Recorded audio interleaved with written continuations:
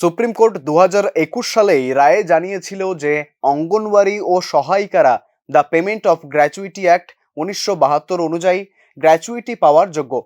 তখন থেকেই রাজ্য সরকার এখানের অঙ্গনওয়াড়ি কর্মী ও সহায়িকাদের চাইলেই গ্র্যাচুইটি দিতে পারত, কিন্তু দেয়নি। এই অবস্থায় বঞ্চিতরা রাজ্য সরকারের কাছে আবেদন করেছিলেন তাদেরকে অ্যাক্টের আওতায় এনে গ্র্যাচুইটি প্রদানের জন্য, কিন্তু রাজ্য সরকার আবেদন নাকচ করে দেয়। পরে একরকম বাধ্য হয়েই বঞ্চিতরা হাইকোর্টে মামলা করেন। হাইকোর্ট সেই মামলার রায় বৃহস্পতিবার দিয়েছে। বিচারপতি এস দত্ত পুরকায়স্থ রায়ে বলেছেন, অ্যাক্ট অনুযায়ী অঙ্গনওয়াড়ি কর্মী ও সহায়িকারা গ্র্যাচুইটি পাওয়ার যোগ্য এবং তাদেরকে তা প্রদানের জন্য রাজ্য সরকারকে নির্দেশ দেন। এ ব্যাপারে আইনজীবী পুরুষোত্তম রায়বর্মন বলেন, হাইকোর্টের রায়ে রাজ্য সরকারকে সমস্ত অঙ্গনওয়াড়ি কর্মী ও সহায়িকাদের গ্র্যাচুইটি প্রদান করতে হবে। তাছাড়া যারা চাকরি থেকে অবসরে চলে গেছেন তাদেরকেও গ্র্যাচুইটি প্রদান করতে হবে সুদ সমেত। আজকে ত্রিপুরা হাইকোর্টের মাননীয় বিচারপতি এস দত্ত পুরকায়স্থ একটি গুরুত্বপূর্ণ রায়ে রাজ্য সরকারকে নির্দেশ দিয়েছেন অঙ্গনওয়াড়ি কর্মী ও সহায়িকারা যারা চাকরি থেকে অবসর গ্রহণ করেছেন তাদেরকে the payment of gratuity act 1972 অনুযায়ী গ্র্যাচুইটি দিতে হবে এবং সুদ সমেত গ্র্যাচুইটি দিতে হবে।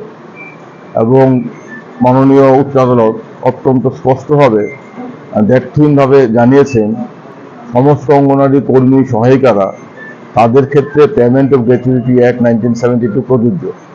এই রায়ের ফলে শুধুমাত্র যে 20 জন অঙ্গনওয়াড়ি সহায়িকা এবং কর্মী অবসরের পর রাজ্য সরকারের কাছ থেকে গ্র্যাচুইটি না পেয়ে মামলা করেছেন তারাই উপকৃত হবেন তা নয়, এই রায়ের ফলে এই রাজ্যের 10,000 অঙ্গনওয়াড়ি কর্মী সহায়িকারা। এদিকে মামলার জন্য অঙ্গনওয়াড়ি কর্মী ও সহায়িকাদের অনেক বাধার সম্মুখীনও হতে হয়েছিল। প্রথমেই তারা মামলা করেননি।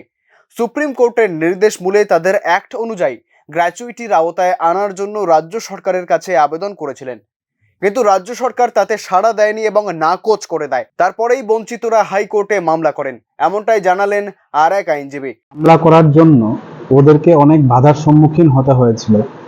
দেখুন, ওনারা প্রথমেই মামলা করেননি, ওনারা রাজ্য সরকারের কাছে ওনাদের আবেদন জানিয়েছিলেন।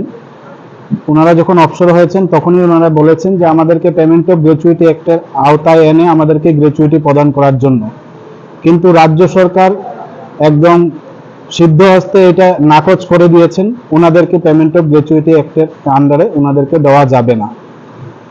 যারা গ্রাসরুট লেভেলে কাজ করে চলেছেন এতদিন ধরে, জননী সুরক্ষা যোজনার আন্ডারে যারা কাজটা করছেন, রাজ্য সরকারের সমস্ত স্কিম বেসিক রুটে যারা কাজ করছেন, ওদেরকে রাজ্য সরকার একদম স্পষ্টভাবে জানিয়ে দিয়েছেন ওদের জন্য পেমেন্ট অফ গ্র্যাচুইটি অ্যাক্টের কোনো বেনিফিট ওদেরকে। হাইকোর্টের এই রায়ের ফলে শুধুই যে মামলাকারীরা উপকৃত হবেন এমনটা নয়, রাজ্যের প্রায় 10,000 অঙ্গনওয়াড়ি কর্মী ও সহায়িকাই উপকৃত হবেন।